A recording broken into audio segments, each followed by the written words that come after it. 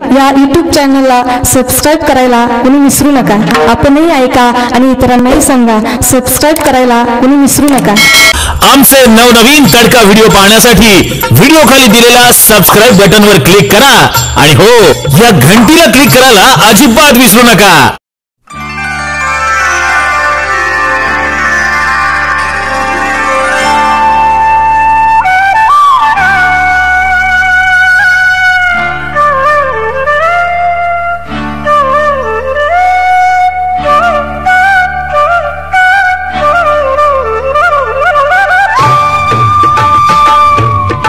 या ठिकाणी मौलिक ज्ञानवराय म्हणतात, गुरुतीर्थ ज्ञान ज्ञानी आत्मदर्शन दर्शनी समाधान अति जैसे.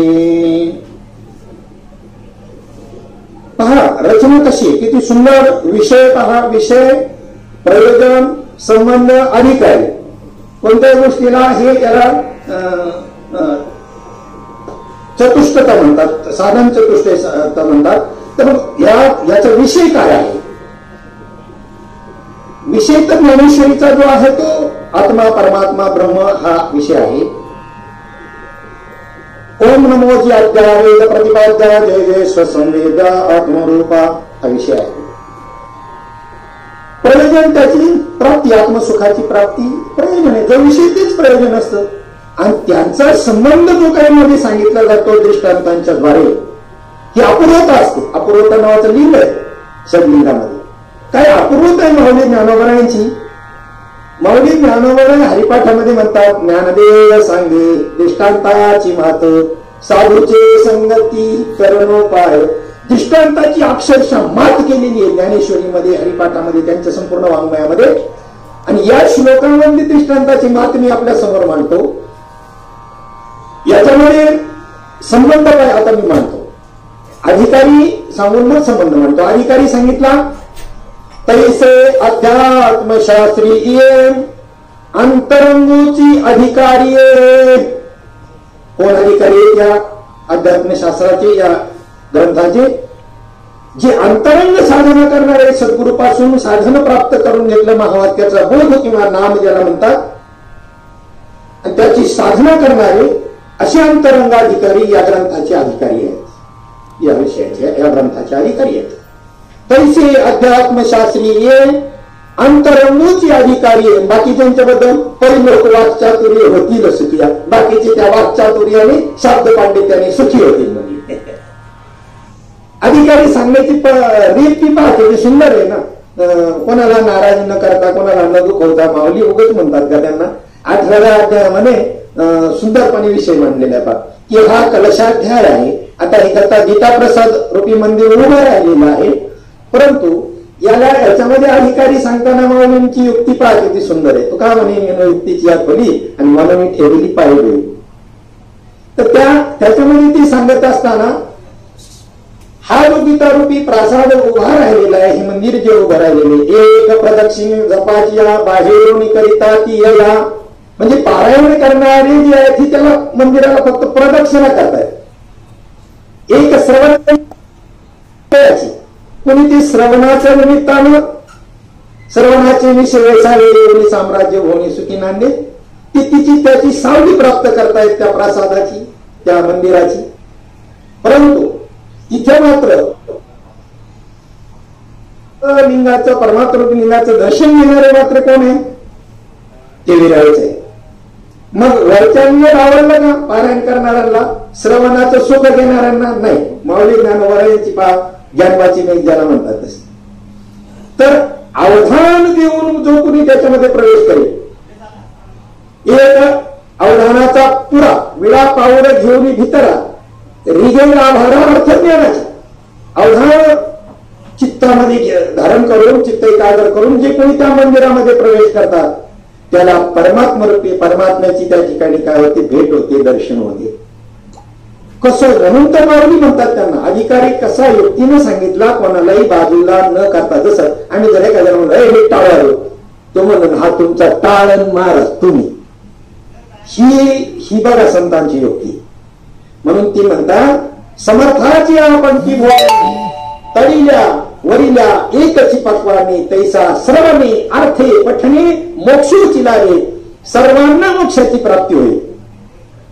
परंतु मात्र परमात्म दर्शन जो अवधान देईल. 9व्या अध्यायातली पहिली ओळी सुद्धा पहा. सुख पाहिजे ना तुम्हाला, तरी अवधान ऐकले दिजे मग सर्व सुखाची पात्र होईले.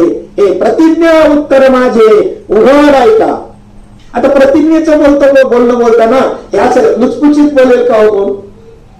म्हणून श्रीपाद बाबा रामदास बाबा सारखे महात्म्यांनी ज्या वेळेला असं एक आवेशामध्ये बोलत होते, अधिवेशामध्ये बोलत होते, तेव्हा काही मंडळींनी विद्वानांनी समजून घेतलं नाही.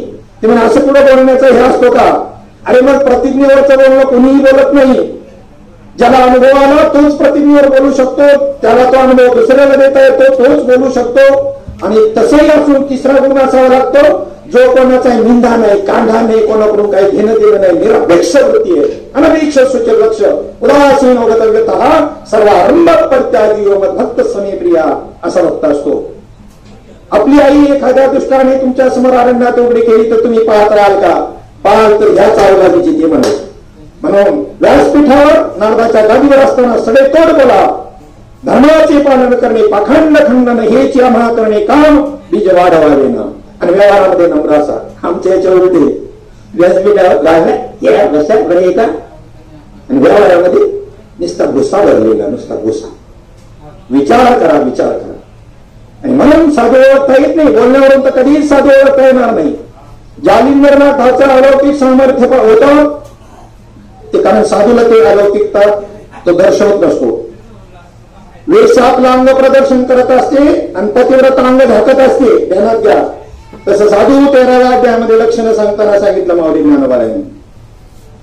उच्चता डोळ्यानं देखावी, स्वकीर्तिकानी नायकावी, नियमकायशी महाविषेची लोटा. हे साधू आहे. वाचस्पतीचे निपाडे, सर्वज्ञता जरी जोडे, तरी वेडी गे माझी दडे महिने बेन. पण कुणीतरी गोपीचंद्राची आई महिनावती असते, ती शोधून काढते, ती बोलण्यावर जात नाही. अरे साधू खायला भाऊ जन्मजन्मांतर जावं लागतील. बरं कमीत कमी अर्धा साधू तरी व्हावं लागेल आपल्याला, तेव्हा निदान थोडाफार साधू कळला. तर साधू समजणं अतिशय अवघड आहे. आणि जर नशीब आपलं की आपण साधूच्या नंतर त्या ठिकाणी माऊली ज्ञानोबा तुकोबा आदी संतांच्या नंतर जन्माला आलो, त्याच्या आधी आलो असतो तरी कळला नसता, त्यांच्या बरोबरीने असतो तरी कळलं असतं का नाही सांगता येत नाही. तर त्यांच्या नंतर जन्माला आलो म्हणून, आणि ती गोष्ट कळली. ज्यांना कळली, ज्यांना घडली शेवट अशा साधूची, जे त्यांची सेवा करतायत. तुका म्हणी मध्ये घडव त्यांची सेवा, तरी माझ्या दैवा पार नाही.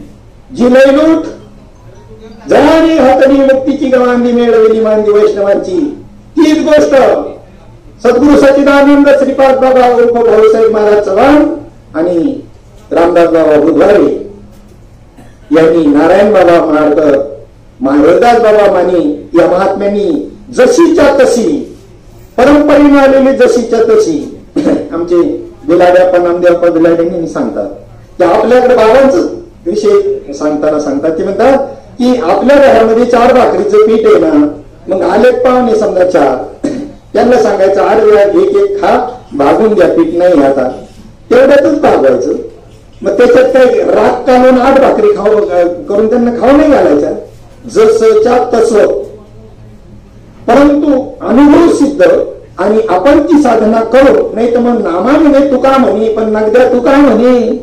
आम्ही फक्त ग्रंथ वाचतो, पाठांतर करतो, कुठे सगळे संस्थेमध्ये जाऊन त्याचं त्या ठिकाणी बाकी कलाविद्याचं ज्ञान घेतो आणि आमचा धंदा सुरू होतो.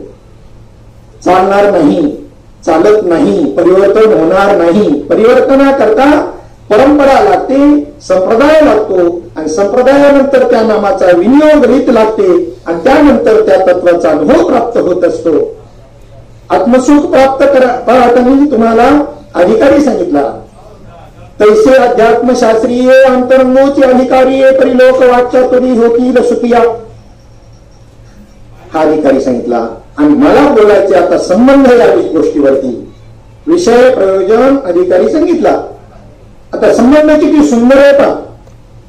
अहो, महाव्यासांनी ही काव्य लिहिली.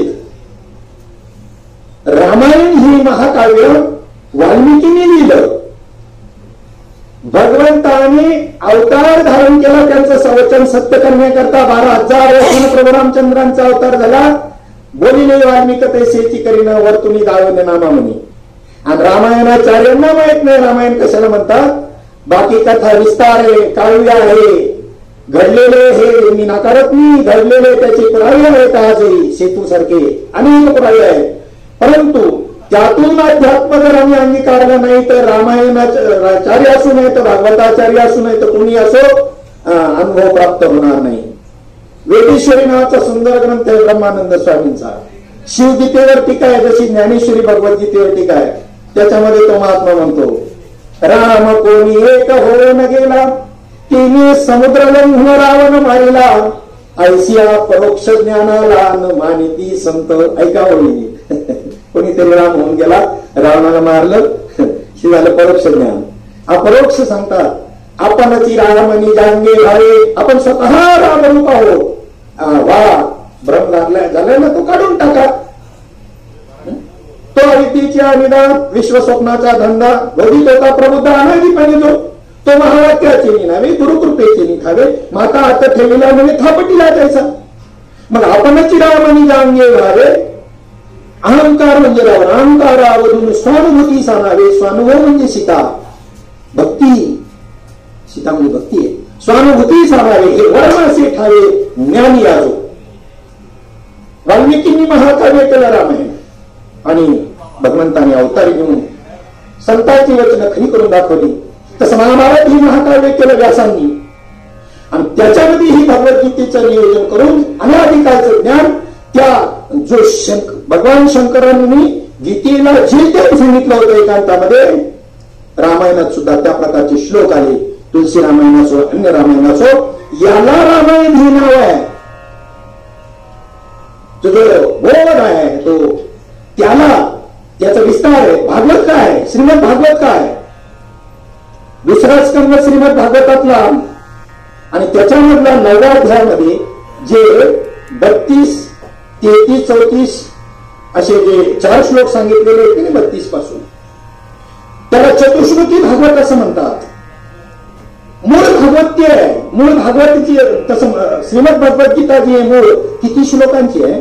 दुसऱ्या अध्यायामध्ये अशोचानंद शोचस्तम पासून जे त्या ठिकाणी 20 श्लोक आहे ती मूळ गीता आहे. त्याचा हा सगळा विस्तार आहे. तसं त्याला रामायण नाव आहे, त्याला भागवत हे नाव आहे, त्याला राखलं हे नाव आहे, त्याला सगळं काय म्हणतात.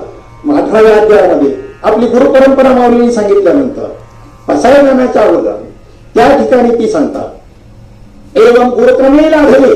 ज्ञानेश्वरीमध्ये काय आहे, मी काय हा ग्रंथ केला, एवं या परंपरेने जे प्राप्त झालं, एवं परंपरा प्राप्त मी मग राजर्षय विद्व, तसं एवं गुरुक्रमे लाभले समाधी म्हणजे आपले ते बांधून या दिलेले ग्रंथी आहे, ते या ग्रंथात बांधून दिलेले आणि ते आम्हाला माहित नाही. ज्ञानेश्वरी अख्खी तोंडपाठ आहे. काय करतात तोंडपाठ करून? पाठ पाहिजे का वाट माहिती पाहिजे? 7-12 पाठ करायचा विषय नाही. त्या 7-12 बाबा सांगायचे श्रीपाद बाबा, ही रेल्वे ब्रिटिश इंजिनियरच्या टकोऱ्यात होती. त्यांनी फक्त टकोऱ्यात ठेवली नाही, ते कागदावर ते प्लॅन अंथरलं. नुसतं कागदावर अंथरलं नाही, कागदावरचं जमिनीवर अंथरलं आणि बराबर आज रेल्वे गाड्या येऊन जाऊन राहिलेल्या आहे, प्रवासाची सोय झाली. ग्रंथामध्ये सांगितलेलं ज्ञान त्यांच्या दृष्टीने अपरोक्ष असलं, संतांच्या दृष्टीने तरी तुमच्या दृष्टीने परोक्ष आहे. तुम्हाला अनुभव आहे का? नाही. म्हणून आज जे संत विद्यमान आहेत त्या प्रकारचे आहे तर तुमचं नसेल ते तर तुमचं असं म्हणत असाल ते तुमचं मत आहे. कबीर महाराज म्हणतात, संतरी जपलते नाही जुग गए अनंत, हर एक युग में अवतार धरे, फिर संत ते संत. श्रीपाद बाबा खूप मजेशीर सांगायचे. मला एक भेटला म्हणे, आता कुठे राहिले का ते, आता तसे संत राहिलेत का? तेव्हा बाबांनी म्हणे, मी कीर्तनातून त्याला साक्षीला धरून लोकांसमोर बोललो, तुमचं नाव काय? तो म्हणे सकाराम तुकाराम कापसे. मग तुकाराम कापसे आहेत का? नाही म्हणले, मरून 20 वर्ष झाले. मग तरी बी तुम्ही तुकाराम कापसे पुढे तुमच्या सकारामच्या नावापुढे का लावता? मग बीज बापाचा नाही का म्हणा. आता कशी कळ लागली रे? बाप राहिलं नाही त्याचं पित्र घालतो, श्राद्ध घालतो आणि संतांचं राहिलं नाही म्हणायला लाज नको वाटायला? असेच गैरहजर सांगणार आहे. करा करा, कुठपर्यंत करा, कुठेतरी त्याला अनुभव प्राप्त झाला पाहिजे ना, आत्मपरीक्षण पाहिजे ना. तो काय म्हणे लाव होय तो व्यापार करा काय फार शिकवावे. त्यांनी आत्मपरीक्षण करायला सांगितलं. व्यापाऱ्यांना नाही सांगितलं कांदा मार्केट भाजी, व्यापाऱ्यांना नाही सांगितलं प्रमाण. साधकाला आहे, वारकऱ्यांना आहे. तुम्ही साधना करा आणि मग हे पथदर्शक आहे हे ग्रंथ तुम्हाला. मग तुम्ही बरोबर चालला की नाही हे तपास करा ना ज्ञानेश्वरीच्या आधारे. इंडियन पिनल कोड आहे ज्ञानेश्वरी, भागवत, गाथा, अनुभव आहे. इंडियन पिनल कोड नुसार न्याय दिला जातो. तसं याला तपासून या पद्धतीने मग आपली वाटचाल आपल्याला समजते. नाही ते एरवी फक्त सत्कर्म होईल. अंधळा गरुडाची पाका हाती. एखादा अंधळा गरुड आहे, पंख मजबूत आहे, त्रिभुवनवर फिरू शकेल, परंतु अंधळ्या गरुडाची पाका हाती ती कवण्या उपयोगा जाते. अंधळ्याला घरकंद जाऊन एखाद्या पर्वताला तसे सत्कर्माचे उपकेट हाती त्या नेहमीनं. तसे नुसते सत्कर्म घडेल, त्या सत्कर्माचं काय होईल तुम्हाला त्याचं फळ मिळत. म्हणून काय परमात्मा आणि संत नाही भेटायचे, जन्ममरण नाही चुकायचं. त्याच्याकरता जे पुण्य लागतं ते स्वर्गा पुण्यात्मकी पापी जायचे, पापात्मकी पापे नरका यायचे, माते जेणे पाहिजे ते शुद्ध पुण्य यायचे. निष्कामपणे कर्म करून जे पुण्य प्राप्त होतं त्या पुण्याईनं परमात्मा भेटतो, त्याला शुद्ध पुण्य म्हणतात. त्या पुण्याईनं असे महात्मे भेटतात. संतांची भेट चंद्रामृत सुखे सेडवेल, असता जाता रवी धरवेल, बाह्या हेळा सागर तरवेल, परक्या साधूची भेटी न होईल गा, ऐशी कैसी आणि भेट तिथे साधू. ग्रंथ गोवारा म्हणतात भगवंता कोण पुण्य त्यांचा, कोणत्या पुण्याने त्यांचा सेव होईल, जी बनवाडी कदुरावी ऐसे कर्म दावी नारायण. भगवंत म्हणतात उद्धवा निष्कामता, निष्काम पुण्य जर गाठी असेल, निष्कामता निज दृष्टी अनंत पुण्य कोटानुकोटी, जैता असेल गाठी तरीचा तुडे भेटी हरिप्रियांची. एरवी नाही बरं, अशांची भेट होणार नाही. मग असे जे आहे त्यांना यथार्थ गुरु, संत, सज्जन, ब्रह्मगुरु, जगद्गुरु असं म्हणत असतात. मी आपल्याला आता संबंध सांगतोय. त्या संबंधामध्ये या व्यास महर्षींनी जे हे महाकाव्य केलं त्याच्यामध्ये गीता सांगून गीतेचा उपक्रम आणि उपसंहार आपल्या समोर मला मांडायचा. गीता जी काय गीतेची निर्मिती आहे, गीतेची निर्मिती मध्ये एक प्रश्न जो आहे हा प्रश्न पहिल्या अध्यायामध्ये पहिला जो काही श्लोक आला भीष्म पर्वामध्ये, 18 पर्वातल्या भीष्म पर्वात सांगितलेली ही भगवद्गीता आणि त्याच्यातल्या पहिल्या अध्यायामध्ये आलेला पहिला श्लोक कोणाचा आहे? या कानाधळाचा आहे. आणि मला तुम्ही विचार करा, अनादिकालापासून कोणत्याही प्रकारे व्यंग असणाऱ्या माणसाला राजा करण्याची पद्धत कोणत्याही प्रकारे कुठेच नाही. कोणता आंधळा राजा झालाय, पांगळा राजा झालाय, अजिबात नाही.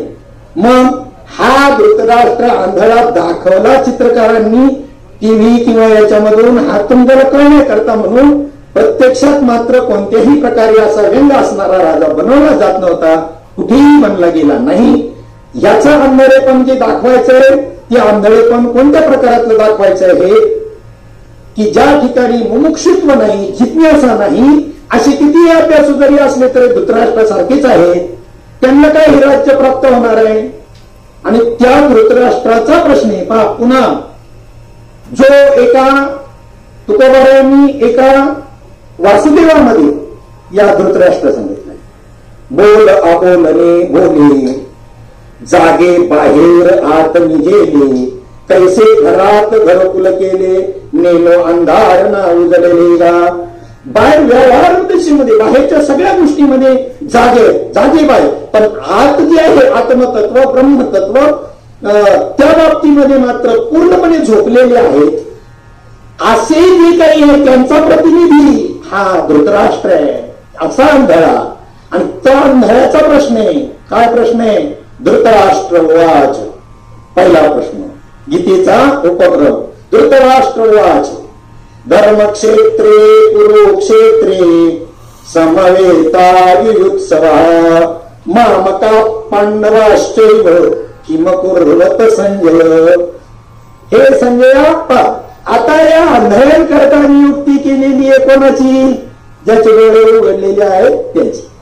व्यासांना एकच विनंती केली होती. धृतराष्ट्र त्यांचे पुत्र आहेत पंडू धृतराष्ट्र विदुर की मला ही युद्ध इथं घर बसल्या कुणीतरी वर्तमान सांगणाऱ्याची नियुक्ती करा. पाहूनही मला ते जमणार नाही, दुःख होईल, फक्त पण कळलं पाहिजे. तेव्हा संजयाच्या मस्तकावरती व्यासांनी हात ठेवून त्यांना दिव्य दृष्टी दिली आणि त्या हस्तिनापुरामध्ये बसून घरामध्ये बसून राजाला धृतराष्ट्राला तिथलं युद्धभूमीवर कुरुक्षेत्रावर चाललेलं वर्तमान जसंच्या तसं दिव्य दृष्टीने सांगत होते. कोण? संजय. ही योजना व्यासांची दिव्य दृष्टीची. आपल्याला सुद्धा त्या दृष्टीची आवश्यकता आहे. आता मग दृष्टी देई पांडुरंगा माय बापा, आता मग दृष्टी देई शरण मी आलो तुझ निवारो मी आपापा, शरण मी आलो तुझ अंजन लेवणी करी मार्ग सोपा, अंजन लेवणी मग जाईन सिद्ध पंथे अवघ्या चुकतील खेपा, आता मग दृष्टी देई पांडुरंगा माय बापा, आता मग दृष्टी देई. ती दिव्य दृष्टी प्राप्त झाल्याशिवाय या सुखाचा मेळ बसणार नाही. परमात्मा सर्वत्र आहे, पण ती दृष्टी पाहण्याची आपल्याला नाही. तेव्हा श्री गुरुला सद्गुरुला गुरुला संतांना शरण जायचंय. गुरु कृपांजन पायो मेरे भाई, राम बिना कुछ खाली नहीं. गुरु कृपांजन पायो मेरे भाई, अंदर राम बाहर राम, जहां देखो वहां राम ही राम. गुरु कृपांजन पायो मेरे भाई. गुरुकृपेचा अंजन. मग ते ज्ञान नव्हतं का तुम्हाला? अरे आवरण आलं होतं भाऊ, ज्ञान कुठे गेलं नव्हतं, आवरण आलं होतं. सूर्याच्या उष्णतेपासून ढग तयार होतात आणि त्या सूर्याला झाकाळून टाकतात. अरे तसं पाहिलं तर काही अंतरावर आहे ती ढग. सूर्य तेजस्वी, त्याला ते ढग काय झाकाळू शकणार आहे? तर तुम्ही स्वयं परब्रह्म आहात. तुका म्हणे राहतो स्वयं परब्रह्म, पण मूर्खने वर्म संत चरण, म्हणून श्रीगुरुला शरण जा. कारण गुरु तेथ ज्ञानी आत्मदर्शन दर्शनी समाधान आची जैसे. काय करतात गुरु? सद्गुरूच काय काम आहे? काय करतात गुरु? कशामुळे त्या ज्ञानावर तुमच्या आवरण आलं? श्रीपाद बाबा सांगत आहे माचीसची पेटी ताईकडून खाली राहिली. जमीन ओढी होती, सादळा आला. त्या काडीमध्ये अग्नी असताना सुद्धा काडे कोळवळून त्या ठिकाणी पेटेना सादळा आला होता. तोंडावरचं पांघरून न काढता सासूबाईने सांगितलं शेजारचे ताईची चूल पेटली असं शेकून आणल्यानंतर त्याच काड्या भराभर उगाळल्या का नाही? उगाळल्या का नाही? वडाची साल म्हणजे पिंपळाला लावतो का गप्पा सांगतो? जर तुमच्या वृत्तीला सुद्धा सादळा येईल आणि त्याच्यावरती काय करायला लागेल? संतांच्या कृपेने बोध होऊन तुमच्या ठिकाणी ज्ञानाग्नी पेटवायला लागेल. ना विस्तारणी ज्ञानाग्नी सर्व कर्माने भस्मसात कृते ऋणस्तथा ही स्थिती तयार होईल. वृत्तीमध्ये ज्ञानाग्नी पेटविला, चेतविला ब्रह्मत्वेशी. मनामनी नाही ज्ञानाग्नी. ज्ञान म्हणायचा विषय नाही. ज्या ज्ञानानं ते समाधान प्राप्त होणार आहे त्या ज्ञानाचा विचार तुम्ही जर नीट पाहिला, त्या ज्ञानाची जर व्याख्या पाहिली, त्या ज्ञानाचं जर स्वरूप जर पाहिलं, थोडस 7व्या अध्यायाकडे आपण त्या ठिकाणी वळू. 7व्या अध्यायाला पहिल्या श्लोकाखाली माऊली ज्ञानवारांनी त्या ज्ञानाचं स्वरूप सांगताना म्हणतात, जे ज्ञान गुरुजवळ असतं, ज्याच्या दर्शनाने समाधान प्राप्त होतं, त्या ज्ञानाचं स्वरूप पहा. ऐका म्हणतो श्री अनंतू पार्थाती असे पुसत म्हणतो, पहिला तू योगयुक्त झालाशी आता. म्हणजे 6व्या अध्यायामध्ये राजविद्या राजगुरु योग सांगितला. आणि हठयोग नाही, ध्यानात ठेवा. हठयोगाचा आसन मांडलं म्हणजे काय हठयोग झाला असं नाही. योग यागविधी येणे सिद्धी. राजयोग सांगितलं, फक्त बसायला सांगितलं म्हणजे काय हठयोग झाला असं नाही. तर आता तू योगयुक्त झाला, तुझं चित्त सम झालं. मग आता मी तुला सांगतो, म्हणजे योगयुक्त झाल्याशिवाय सांगूनही उपयोग नाही हो.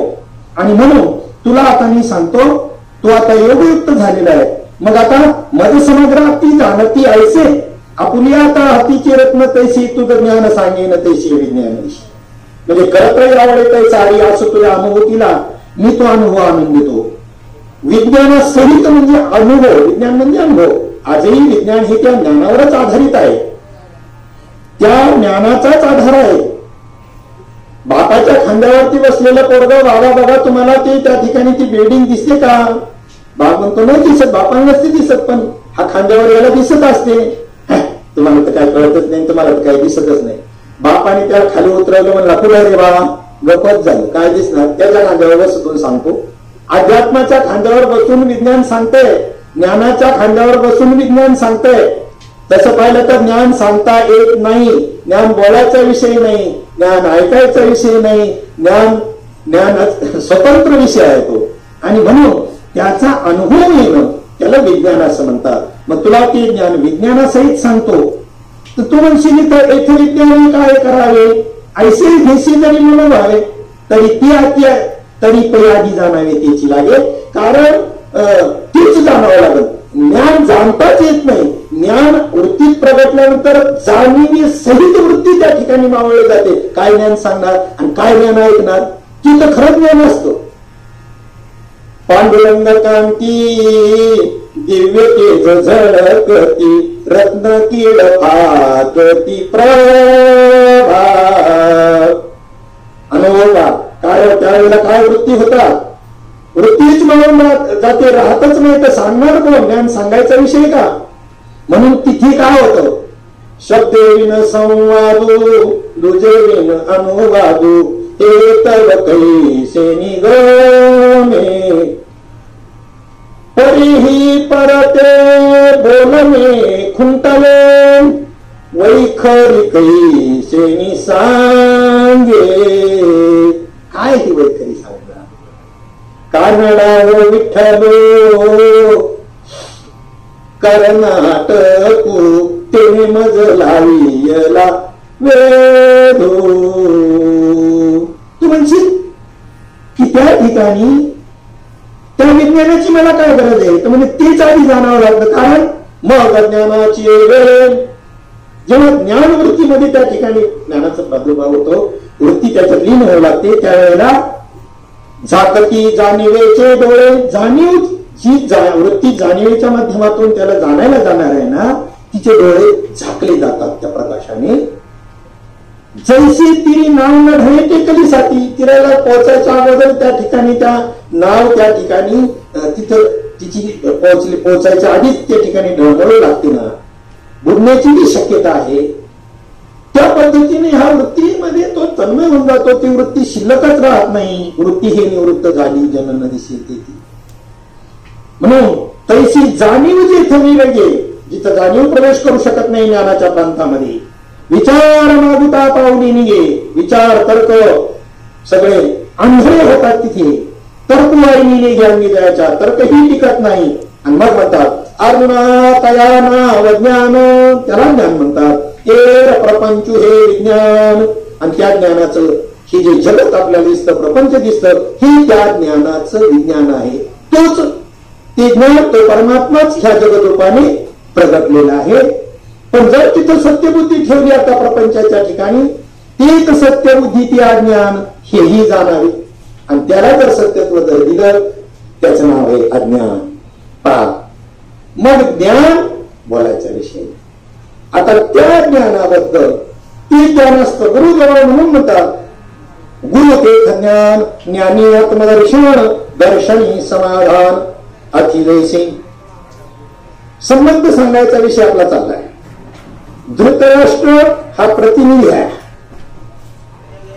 आणि तो अंधारा कसा दाखवला हे तुकोबारायांच्या वासुदेवातून आपल्या समोर मी मांडण्याचा प्रयत्न.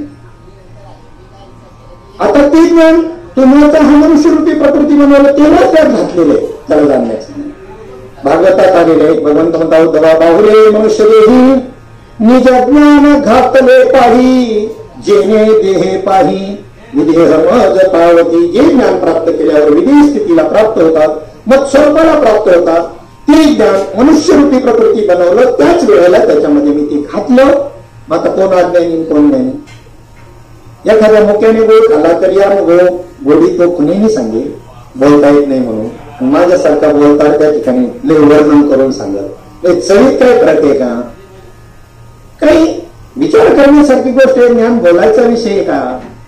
मग ते ज्ञान त्याच्यात होतं, पण त्या माचीसच्या काडीला जसा सादळा आला तसं कालगतीने परिणाम होऊन आणि त्याच्यावरती ती आवरण तयार झालं. आणि तो आवरण नावाचा दोष सद्गुरूशिवाय निघत नाही. म्हणून त्या सद्गुरूला शरण जावं लागतं. आणि त्याच्या योगाने ते आवरण दोष गेल्यानंतर मोठ के गुरुमुखे उदय जसे गुरुला सुद्धा निमित्त करण्यात घातलं माऊलींनी. 9,035 वेळांमध्ये 7,035 वेळांमध्ये गुरुचं महात्म्य वर्णन करायला घालवत आहेत माऊली ज्ञानोबा. अध्यात्माचं वर्णन करायला घालवत आहेत, आत्म्याचं वर्णन करण्याकरता घालवत आहेत. ती माऊली ज्ञानोबा गुरुला सुद्धा निमित्त कारणामध्ये का टाकतात? तर आमच्यासारखे गैरहजर मार्गदर्शन करणारे गुरु मिळतील आणि मुख्य वस्तू ज्याच्याबद्दल तो अनुभव आणून द्यायचा ती वस्तूच बाबत. असंच झाले आता सगळीकडे भोकाळे गुरु आणि संप्रदाय असे भोकाळे, अनुभवाचा ठिकाणा नाही आणि नुसतं गुरु गुरु गुरु गुरु चालले. हे होऊ नये म्हणून ज्ञान स्वयं आहे, परमात्मा स्वयं आहे, त्याला त्यांच्या आधाराची गरज नाही. आणि गुरुंती वेगळं नाहीच, तो आता त्या दिवशीच आपण प्रवचनात पाहिला. परंतु एखाद्या दुकानामध्ये खूप विनयाची भावना आहे, तो ग्राहकाबद्दल विनम्रता आहे, त्यांचे सगळं चहा पाणी आल्यावर त्यांना दिला जातो, काय वस्तू लागतील त्या ठिकाणी दाखवलं जातं. पण तुम्हाला पाहिजे ती वस्तू त्या दुकानात नसेल तर त्याची विनयशीलता काय फेटवायची? काय त्याचं डेकोरेटर दुकान काय कामाचं? तुम्हाला समजून घ्यायचंय मोह जाण्याकरता, विकार जाण्याकरता आत्मा, आणि त्या आत्म्याचं ज्ञान, आत्म्याचा साक्षात्कार देण्याची गोष्ट, आणि त्या ठिकाणी नाही. आणि आमचे गुरु असे, आणि हे आमचे गुरु, आणि त्यांचं असं आहे. काय त्यांचं असं आहे? संतांचा जो उद्देश आहे, परंपरेचा उद्देश जो आहे, आणि त्या पद्धतीने चरित ज्ञान म्हणतात त्या प्रकारची गोष्ट जर तिथे नसेल, म्हणून निमित्त कारणात गुरुला घातले. बरोबर, उपादान कारण मुख्य कारण जे आहे तो स्वयं आहे. मोठे गुरुमुखे उदय जत दिसे, हृदयी स्वप्नाची असे आणि प्रत्यक्ष खावं लागे तैसी अपैसे. पण आता मी एक पहा, नाथ महाराजांची मी एक पहा. माऊली ज्ञानोबा यांनी परमात्म्याचं ससंवेदत्व वर्णन करताना गुरुला निमित्त कारणात घातलं खरं, परंतु नाथ महाराजांनी कडी केली. अजून नाथ महाराज म्हणतात त्यांचं अबाधी त्या ठिकाणी महत्व मुलींनी कमी केलं असं नाही, पण अजून त्याच्या पुढची एक पॉइंट पुढे जाऊन नाथ महाराज म्हणतात, डोळा देखनाची आहे, डोळ्यामध्ये दृष्टी आहे. वर दिसतो तो डोळा म्हटलं तर मूर्तीच्या डोळ्याला दिसायला पाहिजे. दृष्टी हा मुख्य डोळ्याचा विषय आहे. श्रीपाद बाबा विचारायचे चष्मेवाला माणसाला, तुम्ही डोळ्याने पाहता का चष्म्याने पाहता? ते चष्मेवाले म्हणायचे डोळ्याने पाहत, म्हणजे बरोबर, शाबास. म्हणजे मग चष्मा काढला, डोळ्याने दिसतं, चष्मा, तर चष्मा आवडून दूर करतो. दृष्टी स्वयं आहे, डोळ्यावर पडळ आलं, ती पडळ दूर करायचंय. कशाने आलं? म्हणजे जी मी तुम्हाला कारण मीमांसा सांगत होतो, एक ज्ञान तुमच्या प्रकृतीमध्ये देवाने आधीच घालून टाकलं. मग झालं काय? ते पडळ का आलं त्याची कारण मीमांसा माऊली ज्ञानोबा सांगतात. पूर्वजन्मी पाप केले ते हे बहु विस्तारले, विषय सुख नाशिवंत सेविता तिमिर कोंधले. ते विषय सुख भोगून भोगून भोगून भागवतात आले, अनादि संसार मानेच्या ठाई नित्य विषय भोगले पायी, ते ठसावले चित्ताच्या ठाई वारंवार देही सेविका. आणि त्याचं कारण माऊली म्हणतात, पूर्वजन्मी पाप केले ते हे बहु विस्तारले, विषय सुख नाशिवंत सेविता तिमिर कोंधले. 84 लक्ष योनी फिरता दुःख भोगिले, ज्ञान दृष्टी हरपली दोन्ही नेत्र अंधळे. आवरण कसं आलं? कारण सांगितलं आणि दुरुस्ती सांगितली शेवटच्या चरण. कृष्णांजन एक वेळा डोळा घालिता आढळ. ते कृष्णांजन तुम्ही डोळ्यामध्ये घाला, साधू संतांकडे असतं ते कृष्णांजन, नेत्रांजन नाही. त्यात भागाला जाऊन दुकानामध्ये कृष्णांजन द्या. कृष्णांजन म्हणजे भगवंताचं नाम बोध, अजून दुसरं काय नाही. कृष्णांजन एक वेळा डोळा घालिता ढळ, मग तिमिर दुःख गेले फिटले भ्रांतीचे पडळ. श्री गुरु निवृत्ती राय मार्ग राहिला सोजोळ, बाप रखमादेव विठ्ठल दिनाचा दयाळ. तिमिर दोष निर्माण होणं म्हणजे एका याच्यात बुधार बाबांनी मी सांगायचे, एका माणसाला डोळ्यामध्ये काळी झाली, डोळ्यामध्ये उतरली, तिमिर दोष निर्माण झाला. म्हणजे लाडूकडे पाहायचा, जिलेबी मागायचा, असं त्याला तिमिर दोष म्हणतात. मग तो एका डॉक्टरकडे गेला, म्हणला डॉक्टर साहेब मला एकाची 2 माणसं दिसतात आणि मग त्या ठिकाणी दुसऱ्याला धडका बसतात, मला मार खावा लागतो. डॉक्टर म्हणले तुम्हाला एकाची 2 दिसतात, पण मग तुम्ही 3 काय आले माझ्याकडे. म्हणजे ज्या डॉक्टरला एकाची 3 दिसत तो काय उपाय करणार. आज स्त्रियांनी कीर्तन करणे अशा प्रकारचा एवढा मोठा संप्रदाय, वारकरी संप्रदाय, कोणी त्याच्यामध्ये तज्ञ आहेत त्यांनी मला विषय म्हणजे मी त्या संप्रदायाचा पाहिजे, पण मला फक्त बाकी सर्व पडतं. महान साधू आहे, सगळं बरोबर आहे, परंतु या बाबतीमध्ये का कुणास ठाऊक आम्हाला मातृदृष्टी का नाही, का त्यांच्यामध्ये आज गार्गी सारख्या, मैत्री सारख्या ब्रह्मवादिनी स्त्रिया ज्या संप्रदायामध्ये झाल्या, जनाबाई मुक्ताबाई सारख्या, तुम्ही त्याचं खंडन करताय ना. आम्हाला दुःख त्याचं वाटतंय, आमची मातृदृष्टी का तयार होईल ना. ठीक आहे, आम्हाला माहिती साधकाची दशा उदास असावी, स्त्रियांच्या नको नको स्त्रियांचा सांगत वाद नाही. कुठपर्यंत स्त्री पुरुष पाहता, अजून दैताची दृष्टी गेली नाही. प्राथमिकता ठीक आहे, आज आमची फार मसनात लाकडं गेली तरी सुद्धा अजून स्त्रियांना कीर्तन करण्याचा अधिकार नाही. कुठेतरी या महात्म्यांनी क्रांती केली आणि त्या प्रकारचं गोष्टीवरती आवरण दूर केलं. चला, आपल्या वृत्तीमध्ये आलेलं की हे विषयाचं आवरण विषय सेवन करून त्याने ती दृष्टी, ज्ञानदृष्टी, तिमिर दोष निर्माण झाला. तुकोबाराय सुद्धा म्हणतात काकडारतीच्या अभंगामधून, करिया तिमिरांचा नाश उदय होनी प्रकाश, तोडी आशा पास करी वास हृदयी, चतुरा तु शिरोमणी गुण लावण्याची खाणी, मुकुट सकळामणी धन्य तुची विठोबा. हा जो तिमिर दोष आहे, हा जो आवरण दोष आहे ना, तो आवरण दोष 4 वेद 4 वेदांची ऋग्वेद यजुर्वेद सामवेद अथर्ववेद यांची 4 महावाक्य. अहम ब्रह्मास्मी, प्रज्ञानम ब्रह्म, अयमात्मा ब्रह्म, तत्वमसी महावाक्य. ही जी 4 महावाक्य आहे त्याच्यातल्या हेही वाच्यार्थ झाला, त्याचा लक्षार्थ वेगळा आहे, तोही आहे, त्याच्याकरता परंपरा आहे. आणि संतांना शरण जाऊन त्यांचा अनुग्रह घेणं, त्यांची कृपा संपादन करणं, त्यांची दीक्षा घेणं आणि त्यातून तो जी अक्षर त्या ठिकाणी परंपरेने प्राप्त झाली, ती अक्षरे नव्हती देता ब्रह्म साम्राज्य दीपिका, अर्जुनाला ती चित्कळिका प्रगटली दे. त्याचा बोध झाला. तिमिर नावाचा दोष द्वैतात्मक दृष्टी जाऊन आणि आपणच स्वतः निजांगी राम होतो आणि मग मुक्तीवरची भक्ती त्या ठिकाणी आपल्याला अनुभवता येते.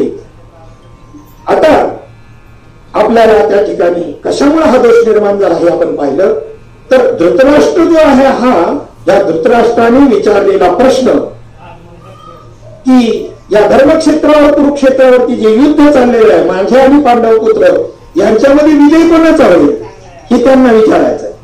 संजयाची ज्याची दृष्टी उघडलेली आहे त्याला त्या ठिकाणी ते प्रश्न विचारला. काय रचना आहे त्याचं उत्तर गीतेच्या श्रीमद भगवद्गीतेच्या पहिल्या अध्यायामध्ये प्रश्न आणि श्रीमद भगवद्गीतेच्या 18व्या अध्यायातल्या 78व्या श्लोकामध्ये त्याचं उत्तर. काय रचना आहे, वा वा भगवंता वा. आणि त्याचं उत्तर भगवंत तिथे देतात.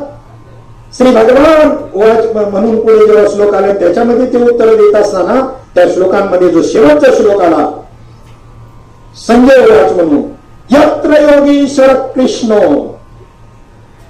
जिथं योगीश्वर कृष्ण भगवंत आहे, यत्र पार्थो धनुर्धरा, त्याचा धनुर्धरासारखा पार्थ आहे, अर्जुनासारखा पार्थासारखा धनुर्धर आहे. तत्र श्री विजय होतील ध्रुवा मिथिर मतिर्मम. हा रचना. आणि मध्ये 8 अध्यायाची आणि मध्ये सांगड घातली. याला म्हणतात संबंध. विषय प्रयोजन संबंध आणि अधिकारी किती सुंदर. आणि जे शांत दांत विवेकशील जिज्ञासू मुमुक्षु असतात कोणत्याही ग्रंथाला स्पर्श करताना विषय त्या ग्रंथाचा प्रयोजन काय, संबंध काय, अधिकारी कोण हे पाहिल्याशिवाय टाइमपास म्हणून न वाचायचे ग्रंथ. वेळ घालवू नका. अल्पायुष्य मानव देह, यथार्थ बोध, कमी शब्दात यथार्थ अनुभव, अल्प वेळेमध्ये परिपूर्णता, तद्रूप होणं, भगवत स्वरूप होणं, पुन्हा मनोत्तर भक्तीचा आनंद लुटणं. वेळ घालवू नका. हे याकरता संबंध किती सुंदर आला. आणि मग त्याच्यामध्ये त्याला तो प्रश्न विचारत असताना त्याचा अधिकार सुद्धा कळत नाही धृतराष्ट्राला. संजयाचा अधिकार काय आहे तो त्याला ज्योतिषी समजतो. ज्योतिषी मधून मधून घडलेल्या घडलेल्या अघटित घटना, अतर्क्य गोष्टी ह्यामधून मधून वर्णन करत असताना त्याचाही भाव तयार झाला होता धृतराष्ट्राचा. त्याला काही संत समजत होता आणि त्याने अध्यात्म समजून घेतलंय. दिव्य दृष्टी म्हणजे काय असं नाही. उलट अर्जुनाचे अष्टसात्विक भाव भगवत प्रेम निर्माण झालेले वर्णन करताना संजय वर्णन करतो. देवाचे अष्टसात्विक भाव, मग सावळा सकंकनो बाहो पसरोनी दक्षिणो आलिंगीला स्वशरणो भक्तराजू, आणि हे वर्णन जातो त्या प्रेमामध्ये. ते सांगत असताना धृतराष्ट्र तर त्याला म्हणतो, अरे हे संजयामध्येच काय हे आरोग्य, असं धृतराष्ट्राच्या आवाजाने आजही आहे. त्यांना अष्टसात्विक भाव प्रेम हे काही कळत नाही. आणि नंतर कोणतं घोटीचा बाबा येतो आणि लोकांच्या अंगात आणतो. काय गीता वाचली तुम्ही? ते प्रेम आहे, ते प्रेम अनुभवल्याशिवाय कळणार नाही ना. ज्यावेळी त्याच्या शक्तीनं कळेल तुम्हाला. तिथे काठावर उभं राहून नाही कळणार पोळ्याचे धडे. हे पाण्यामध्ये उडी मारून 2-4 गट्टुळे खाव्या लागतील, नाकातोंडात पाणी जावं लागेल, तेव्हा कुठे येते. हा, दिसायला ती अवस्था विचित्र आहे हे आम्ही बी मान्य करतो. गडबडा लोळणं, ओरडणं, अंबरडा फोडणं विचित्र आहे. शरीराचं भानच नसतं बिचाऱ्याला. परंतु त्याला निर्माण होणारा आनंद, नंतर ती वृत्ती स्थिर आल्यानंतर तो समाधीपर्यंत जाण्याचा अभ्यास आहे तो. परंतु मग याच्या अगोदरच्या त्याच्यामध्ये तो विषय आलाय. या अवस्थांची काही कौरवाते परीच नाही. जसा तिथं पांडव शब्द मग अशा अर्जुनाला वापरला, तसा इथे कौरव शब्द धृतराष्ट्र करता वापरलेला आहे. बाकी कौरवांकरता म्हणून नाही. या अवस्थाची काही कौरवाती परीच नाही म्हणून राय ते काही कल्पावे जो. त्याला काय कल्पना येणार आहे? नवीन कौशल्याचे डोळे विचारायला राजा दशरथ गेला तर आपल्या गेल्यानंतर तिथे त्या राजा दशरथाला सुद्धा त्याची कल्पना नाही. तर हे काय वशिष्ठ मुलीला बोलला, हिला काय झालं ते. त्यावेळेला एवढी वशिष्ठ आहे कौशल्याशी नावावरती तळशी अष्टभाव. ती तर झालीच होती कौशलीला, पण तळशी म्हणजे वशिष्ठाला अष्टभाव आवडेल ना. तर राजा म्हणजे काही शिल्लक म्हणतो काही विपरीत झाले. वशिष्ठा झडपले महाभूते. मग जर अशी सर्व ज्ञ असणाऱ्यांची जर ही गोष्ट आहे तर हे अल्पज्ञ आता टीका करणारे हे तर खूप अलीकडचे हो. मग या अवस्थांची काही कौरवाती परीच नाही. म्हणजे राजाला ते आवडतच नसतं. हे संजय मध्ये तरी काय हा रमलं ते माझं सांगणं ते त्या पांडवाचे पुत्र, पांडूचे पुत्र, माझ्या पुत्रांचं काय झालं, कोण मेलं, काय झालं, विजय कोणाच्या बाजूने जाईल. तो त्याला संत समजायच्या ऐवजी तो त्याला तुझं ज्योतिष कसे सांग म्हणजे, तुझं काय, तुला बरंच ज्योतिष कळतं ते मला तू सांग, असा अगोदर त्या ठिकाणी विषय अगोदरच्या श्लोकामध्ये येऊन गेला. आणि त्या वेळेला म्हणलं चला आता याची दृष्टी कशी असेल ती असो. मग त्याला ज्यांची ती आवश्यकता आहे मग त्या दृष्टीनं त्यांनी हा श्लोक संजय मध्ये आला आणि त्यांनी सांगितलं यत्र योगेश्वर कृष्ण यत्र पार्थो धनुधरा तत्र श्री विजय भूतीर्ध्रुवार नितीन मतिर्मो. आता पहा याच्या खालच्या ओळ्यानं आणि त्याच्यात आलेली ही ओळी गुरुतीर्थ ज्ञान, ज्ञानी आत्मदर्शन, दर्शनी समाधानात जशी सिद्धांताची ओळी दृष्टांतामध्ये घातली. माऊली ज्ञानोबरावांची अपरोता पहा. महापुरुषाचे चित्त झालिया वस्तुगत जर आत्मस्वरूपाशी एकरूप झालं महापुरुषाचे चित्त तर होणे टाके सकळ दृश्य जात. म्हणजे दृश्य पदार्थाची दृष्टी त्याची मावळते आणि त्याची वृत्ती तटस्थ होते. हा सिद्धांताची ओळी आहे, सिद्धांत आहे, तो दृष्टांत म्हणून वापरला.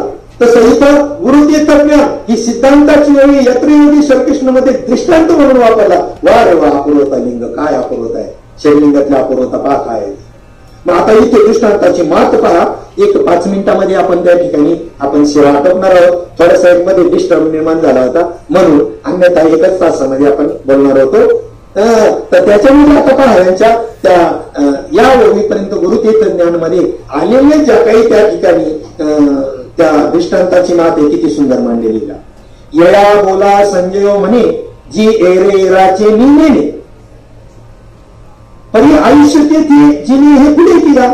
तर मी जे मला प्रश्न विचारलेला आहे का नाही त्याच्याबद्दल मला नाही बहुतांशी परफेक्ट असं सांगता यायचं. तसं तर मला 100% मला वाटतं पण तुम्हाला पटेल की नाही माहित नाही. येत्र योगेश्वर कृष्ण येत्र पाहतो जरा पण तरी मी तुमच्या वृत्तीमुळं मी तुम्हाला गॅरंटी देत नाही ती मी नेले पण आयुष्य ते पण तरी मी पुढे निश्चयात्मक सांगतात. पुन्हा त्याचा डांबरपणा स्वीकारून स्वतःचा निश्चयात्मक भाव मांडताना म्हणतात जिथे आयुष्य आहे तिथं जीवन राहणारच. त्याला दगडा आपटलं तरी मरण येणार नाही. मग आयुष्य आणि जीवन ही जोड त्या ठिकाणी घातली दृष्टांत देताना. पुढे चंद्र तिथे चंद्रिका जिथं चंद्र आहे तिथं चांदणे असणारच. शंभू तिथे अंबिका जिथं भगवान शंकर आहे तिथं अंबिका भवानी असणारच पार्वती असणारच. आणि संत तिथे विवेका असणे की म्हणजे योगेश्वर कृष्ण आणि धनुर्धर हिची जोडी सांगत असताना इथे पहा या जोड्या कशा सांगत गेलेले होते. संत तिथे विवेक असणारच. आणि जर काही असं विवेक नसेल त्या ठिकाणी काही अनुभव किती उच्च प्रतीचे अनुभव आले ना तरी तो संत होऊ शकत नाही. विवेक सागर सत्या माझ्या ज्ञानेश्वरा काय विवेकच निर्माण झाला पाहिजे. संत तिथे विवेक असली केली आणि तरच गुरु भेटला म्हणायचं. मग नाही तर गुरु भेटला ना अनुग्रह घेऊ द्या अनुभव येऊ द्या नाही. मजर गई सद्गुरु जेणे तारिलो हा संसार गुरु म्हणून विशेष त्यागुरु विवेकावरी हे यथार्थ स्वरूप. आणि पुढे म्हणतात रावो तिथे कटक राज आहे तिथं सैन्य असणार आहे. सौजन्य तिथे सोयकर तिथं प्रेम आहे तिथं सोयरी संबंधी असणारच आहे. वनी तिथे दाहक सामर्थ्य की अग्नी आहे त्याचं दाहकता गुणधर्म तिथं असेल तर त्याला अग्नी ही नाव आहे. थंडास्त अग्नी जोड्यात सांगताना पहा केवळ इथे यत्र योगेश्वर कृष्ण आणि यत्र पाहतो धनुर्धरा ही जोडी सांगण्याकरता किती दृष्टांत वापरले. दया किती धर्म जिथं दया आहे तिथं धर्म असणार आहे. जिथं धर्म आहे धर्म किती आणि सुखामध्ये पुरुषोत्तम प्रगटणारच. सुखी पुरुषोत्तम असे जायचा. पुढे म्हणतात जिथं वसंत आहे वसंत तिथे वन तिथं वन असणार आणि वन असेल तेथे सुमनी तिथं फुलं असणार आहे. सुमनी पालिंगणी सारंगाची आणि तिथं सारंग पक्षी असणार आहे. ही जोड्या आणि हे संबंध नाकारता येणार नाही ना. तसंच गुरुतीर्थ ज्ञान ज्ञानी आत्मदर्शन दर्शनी समाधान आखी जैसे पुढेही बरेचसे अशा पद्धतीने काही दृष्टांताची मात सांगितलेली आहे. पण त्यावेळी ज्या आपण या चिंतनाकरता घेतलेली आहे त्याचा जो काही पूर्व भाग आहे त्या संबंधापर्यंतच्या विषयावरून आपण इथपर्यंत त्या ठिकाणी त्याची प्रस्तावना इथपर्यंत केली. खरं तर निवेदन चिंतन करत असताना प्रस्तावना आणि अभंगाची प्रस्तावना भूमिका ओढीची प्रस्तावना भूमिका त्याचा विषय संबंध प्रयोजन अधिकारी ही हेच महत्वाचं असतं. आणि तो जे काही महात्म्य आहेत त्यांचा तो अभंग प्रवेश त्यांची प्रस्तावना आवड असतं ते तर खरंच श्रवणाचा आनंद आहे. आणि कधी त्या अभंगामध्ये प्रवेश केला त्यांनी हे आपल्याला कळत सुद्धा नाही. मला संबंध नाही आला पण गुरुवारी मामासाहेब दांडेकरांच्या कीर्तन मालिका वाचतो मी. माझं तेवढं भाग्य नाही त्यांच्या काळामध्ये माझा जन्म नाही झाला. पण त्यानंतर अनेक संत महात्मे श्रीपाद बाबा रामदास बाबा अन्यही अनेक वारकरी संप्रदायातली महान महात्मे अजय रामभाऊ बाबा राऊत महाराजांसारखे आहेत. आमचे रामकृष्ण गावडे बाबांसारखे महात्मे त्या ठिकाणी त्यांचा काही संबंध आला. तर असे हे जे महात्मे आता सर्वांचा उल्लेख शक्य नाही. धोंडा महाराज देगलूरकर शंकर महाराज खंदारकर असे अन्य महात्मे धोडकोजी महाराज तर ह्यांचं हित मजा असायची. 2 तासाच्या कीर्तनामध्ये प्रस्तावना जवळजवळ दीड तास उरलेल्या अर्ध्या तासामध्ये पहिल्या चंदनावरती संबंध जोडून दिला. तुमचं चिंतन चालू झालं. मग तुमचं चिंतन चालू तुम्ही काही चिंतन ऑटोमॅटिक करायचं. तर अभंग प्रवेश बी कळायचा नाही. बाबा श्रीपाद बाबांची 3-3.5 तासाच्या आत कधी कुठेही सप्ताह असो अन्य कारणाने असो तरी ते पहिलेच सांगायचे भाऊ आम्हाला वेळेचे बंधन थोडंसं शिथिल करा. आम्हाला तुम्ही 2 रुपये नाही दिले तरी चालेल. तो आमचा विषय नाही. आम्ही धर्माकरता कार्य करतो पण आमच्या समाधानाकरता आम्ही कीर्तन करतो. कोणाच्या करता म्हणून नाही. आणि बुधवारी बाबांचं तर काय विचारूच नका हो. बुधवारी बाबांचं काल्याचं कीर्तन 6-6 तास आम्ही किती 4-5 ठिकाणी आमच्या अशा पद्धतीने झालेली आहे. बरं, ऐकणार बालक असो म्हातावृद्ध असो ते तन्मय होऊन जायचे. भोकळाचं वातावरण तयार व्हायचं.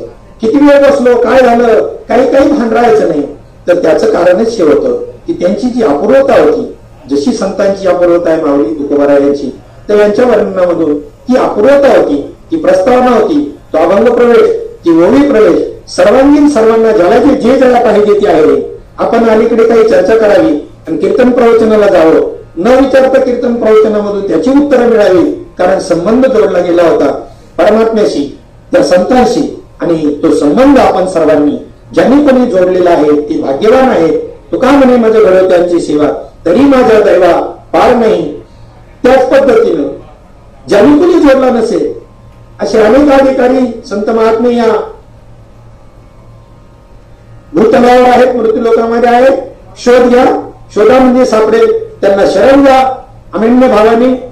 काही कमी जास्त नाही याच्यामध्ये. दत्तात्रेयांनी 24 गुरु केले होते, काही वाटत नाही. काहींना वाटत आम्ही बी या आमचे धंदे चालाय करता शपथ घेतो, त्यांचं वचन घेतो.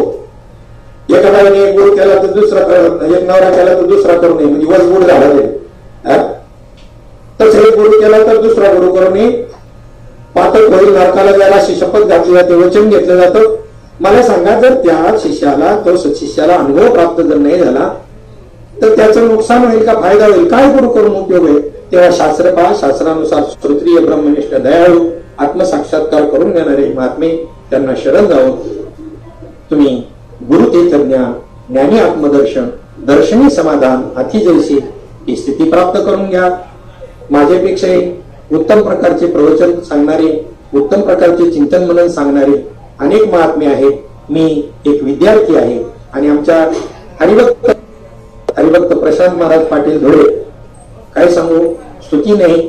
आमचे हरिभक्त परायण अविनाश महाराज पडतरी यांनी हा या करोनाच्या कालावधीमध्ये जो उपक्रम सुंदरपणे चालू केला, मी त्यांना खूप खूप कोटी कोटी धन्यवाद देतो. महाराजांचा पुढचा उपक्रम खूप सुंदर होता.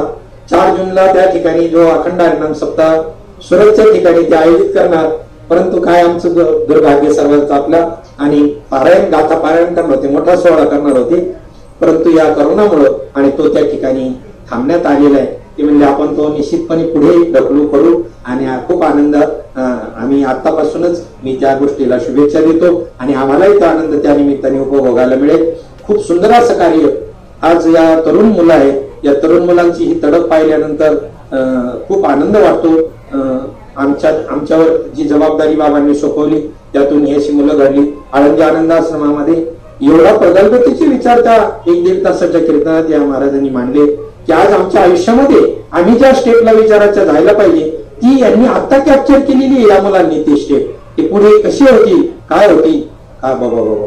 तेव्हा पुन्हा एकदा यांना धन्यवाद देतो या महात्म्यांना.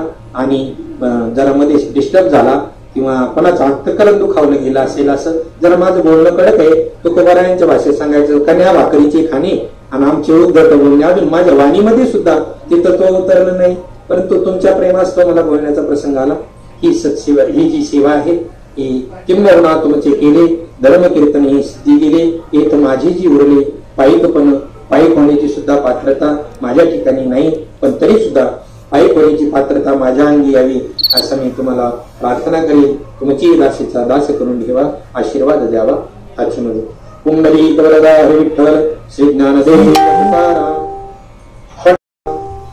पंढरीनाथ भगवान की जय. माऊली ज्ञानेश्वर महाराज की जय. जगद्गुरु संत तुकाराम महाराज की जय. शांती ब्रह्म एकनाथ महाराज की जय. सद्गुरु सच्चिदानंद श्रीपाद भगवान की जय. सच्चिदानंद रामदास भगवान की जय. सच्चिदानंद नारायण भगवान की जय. सच्चिदानंद माने भगवान की जय. अवधूत चिंतन श्री गुरुदेव गोपाल कृष्ण भगवान की जय. सब संतन की जय. छत्रपती शिवाजी महाराज की जय. आता विश्वात ते देवी येणे वाद्यज्ञ तोषावे, तोषोनी मज द्यावे पसाय दाने. जे खळांची व्यंकटी सांडो तया सत्कर्मी रती वाढो. बोलता परस्पर पडो मैत्र जीवांचे, दुरितांचे तिमिर जावो विश्व स्वधर्म सूर्य पाहो. जो जे वंशील तो ते लाहो प्राणिनाथ, वर्षत सकळ मंगळी ईश्वर निष्ठांची मांदियाळी. अनवरत भूमंडळी भेटतो तया भूता, चला कल्पतरूंचे आरव, चेतना चिंतामणींचे गाव, बोलते जे आण पियुषांचे, चंद्रमेधिया लांछन भारतन्मदी तापहीन, ते सर्वही सदा सज्जन सोयरे होतु, किंबहुना सर्व सुखी पूर्ण होवो नितीही लोकी, भजिजो आदि पुरुषे अखंडित आणि ग्रंथोपजीवी, विशेषी लोकी दृष्टा दृष्ट विजय होवावे, एक म्हणी श्री विश्वेश्वराव होईल राम बसावो, येणे वरी ज्ञान देव सुखिया